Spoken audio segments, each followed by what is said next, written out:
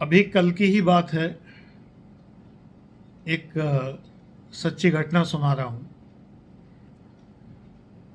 मैं अपनी पोती से मिलने यूनिवर्सिटी हॉस्टल जा रहा था।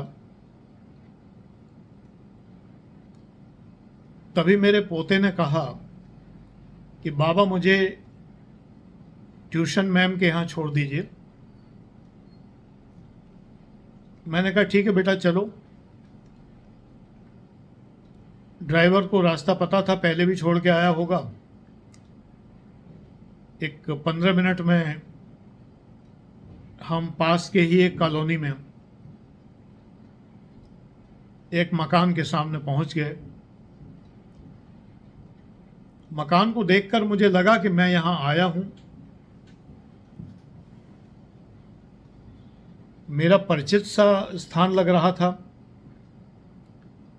मैं 23 साल से आईएएस पीसीएस को पढ़ा रहा हूं। कई बच्चों ने अपने घर इनवाइट भी किया है, मैं उनके घर गया हूं। मुझे याद आ गया कि ये किसका मकान है। मैंने पोते से कहा कि बेटा तुम्हारी मैम का नाम क्या रंजना मैम है? उसने कहा हाँ। मैंने कहा वो छुटकी पगलिया। अचानक मेरे मुंह से निकल गया।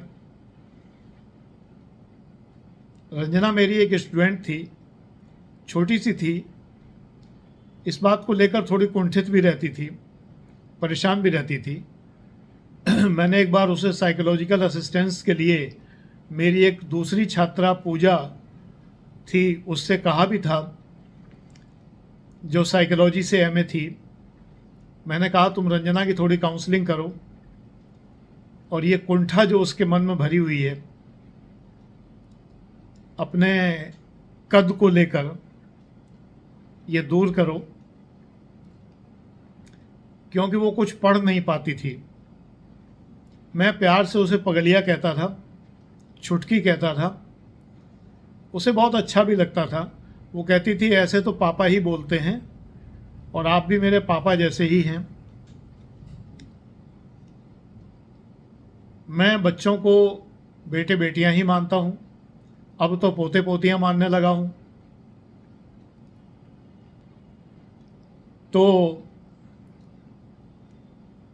पोते ने कहा कि हाँ मेरी मैम का नाम रंजना ही है। मैंने कहा तुम ऊपर जाओ, फर्स्ट फ्लोर पे वो लोग रहते थे। मैंने कहा तुम ऊपर जाओ और अपनी मैम से कहना कि हमारे बाबा जो हैं वो तुमसे आपसे बात करना चाहते हैं। एक बार छज्जे पर आकर बाबा से हेलो कर लो, वो आपको जानते हैं। पोता ऊपर गया, उसने कहा होगा। रंजना निकलकर छज्जे पर आई, मैं नीचे खड़ा था।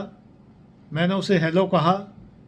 वो इतनी खुश हो गई, इतनी ज़्यादा खुश हो गई, इतनी तेज़ी से उतरते हुए सीढ़ियों से नीचे हाँफते हुए आई, आके मेरे पैर छुए और कहा कि सर बहुत साल बाद आपको देखा आज, कैसे हैं आप? मैंने कहा बेटा तुम्हारे सामने हूँ, जैसा भी हूँ, तुम कैसी हो? उसने कहा बस सब ठीक है, जो ठीक नहीं था वो भी ठीक ही है। जीवन में बहुत कुछ ऐसा घटित हो चुका है जो ठीक नहीं कहा जा सकता। नौकरी छोड़ देना, नई जगह नौकरी करना, पारिवारिक समस्याएं इत्यादि। बोली अभी तो आपको यहाँ क्या बताऊं, ऊपर बच्चे आ गए हैं, शोर करेंगे। मैं आपके घर आती हूँ, फिर मैं आपको विस्तार से सब बताऊंगी। अभी तो बस आपको देखकर मैं अपने को संभाल नहीं पा रही हूँ, मेरा गला भर रहा है। और ये कहते कहते वो अच्छे से रो दी, खुलकर रोने लगी। मैंने उसके सर पर हाथ रखा। मैंने कहा बेटा रोते नहीं, जो बीता उसे भूल जाओ, आगे की सुध लो। तुम पढ़ा रही हो, अच्छा पढ़ाती हो, मेरा पोता तुम्हारी तारीफ करता है। अचानक वो रोते रोते हंसने लगी और बोली कि आपने अपने पोते से मेरा नाम तो नहीं बता दिया। मैंने कहा तुम्हारा नाम रंजना बताया मैंने, ये तो उसे भी पता है। बोली नहीं, छुटकी पगलिया ये तो नहीं बता दिया। मैंने कहा धोखे से मेरे मुंह से निकल गया मैंने ये भी बता दिया। बोली लो, अब वो जो है अपने साथियों को बता देगा कि मेरे बाबा मैम को छुटकी पगलिया कहते हैं।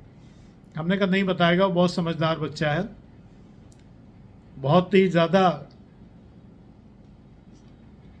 समझदार है, सीरियस है, वो तुम्हारी शान में गुस्ताखी नहीं करेगा कदापि मैंने बाद में जब वो घर आया तो शाम को मैंने उससे कहा कि तुम मैम का नाम मत बताना अपने साथियों को। बोला नहीं बाबा मैं नहीं बताऊंगा, ये तो आपके और मैम के बीच की बात है मैं नहीं बताऊंगा। बहुत तकलीफ़ें झेली उसने, बहुत परेशानियां बर्दाश्त की, अपने जीवन को पूरे हौसले के साथ आगे ले जा रही है, पूरी हिम्मत के साथ। ये बहुत ही कमेंडेबल बात है, बड़ी प्रशंसा की बात है। मैं ईश्वर से कामना करता हूँ कि ईश्वर उसके जीवन को सुखी रखें और जो बातें उसके जीवन में घटित हो चुकी हैं, जिनसे वो कष्ट में है या रही है, उन बातों से निजात पाए, यही मेरी कामना है। God bless you. Thank you.